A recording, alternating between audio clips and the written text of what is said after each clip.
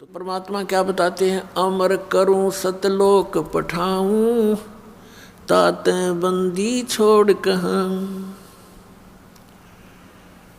बंदी छोड़ हमारा नामम, अदर अमर है अस्थिर ठामम।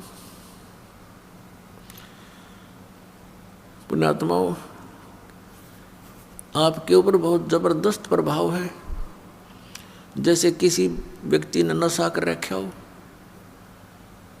और वो घर के सामने से ही गुजर जाता, आगे चला जाता है, उसको ये नहीं पता तेरा घर कहाँ है, वो नहीं पहचान पाता तेरा माता पिता भी सामने खड़े हैं। तो वो दशा आज आपकी और हमारी है। हमारे पिता यहाँ भटक भटक कर चले गए, 120 वर्ष तक रहे वो बनारस में, काशी शहर भारतवर्ष में।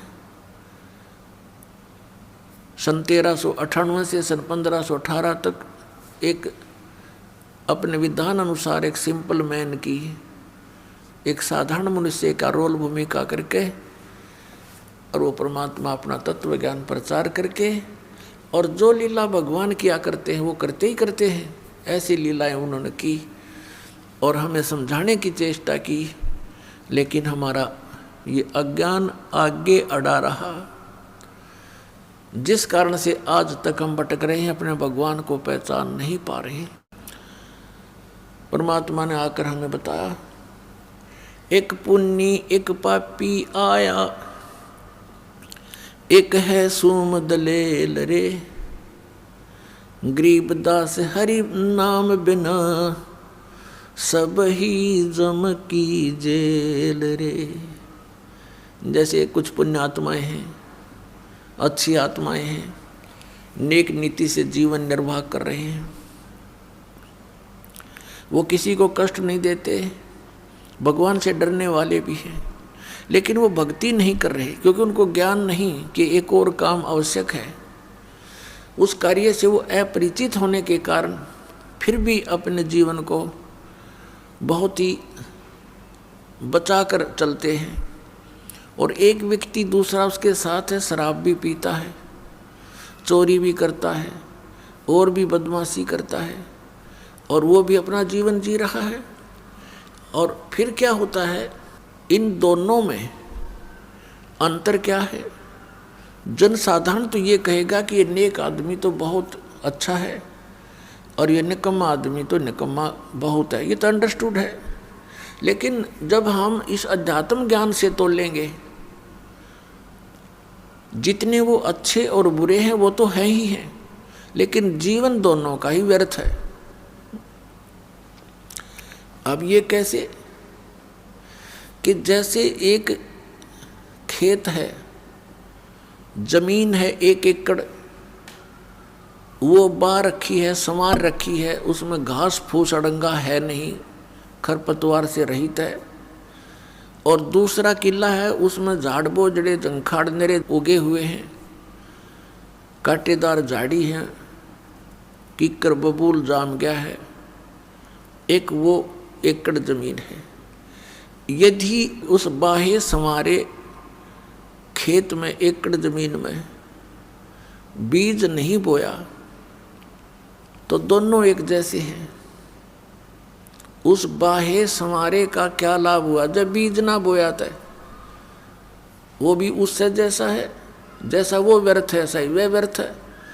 तो कहने का भाव ये है कि जब हम राम नाम का बीज बोवांगे, फिर वो अच्छा व्यक्ति तो अच्छा और गणा हो गया। और यदि उस झाड़ जंखाड़ उगे हुए निकम्मा व्यक्ति भी बुरे काम छोड़ के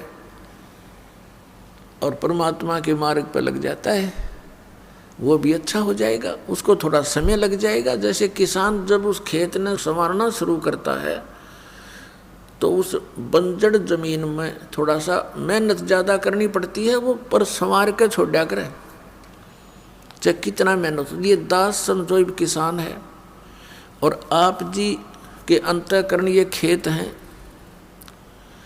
अब नेक आत्मा आती हैं तो और अच्छा दास को घनी मेहनत ना करनी पड़ेगी, आते बीज डाल देंगे नाम का और प्रफुल्लित होगा।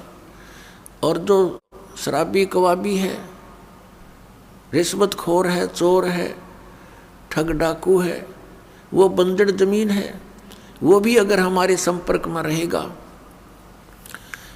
तो किसान का उसके ऊपर कभी कस्सी बजेगी, कभी ट्रैक्टर चलेगा और कभी हल से, तो उसको साफ करके छोड़ेगा और फिर दोनों एक से हो जाएंगे।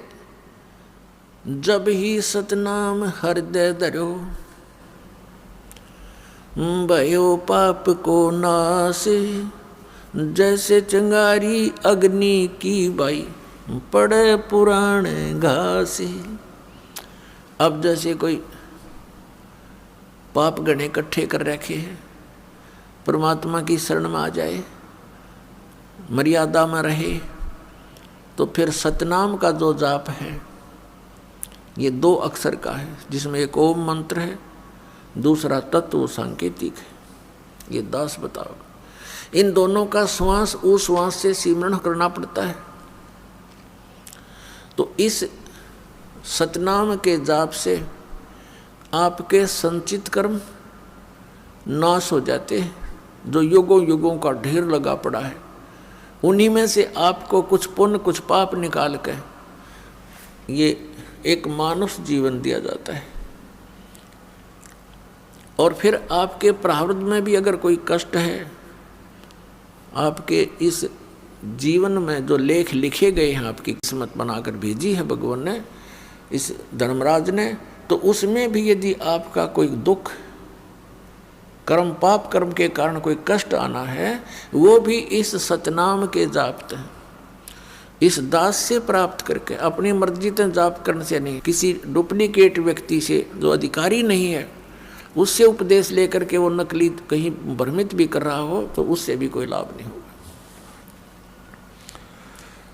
तो फिर आपका प्रारब्ध का पाप भी नाश हो जाता है। तो पुण्यात्माओं, एक पुण्य एक पापी आया, एक है सोम दलेल रे, गरीब दास हरि नाम बिना, ये सब ही जम की जेल रे। कहते जब तक सतनाम आपको प्राप्त नहीं होगा, पापी है वो नरक में चला जाएगा, को पुण्य करता वो स्वर्ग में। फिर दोनों खाली होके, पाप वाला नरक में पाप खत्म करके, स्वर्ग वाला स्वर्ग में पुण्य खत्म करके, और फिर वह दोनों वापस यहाँ पर इसी काल की जेल में।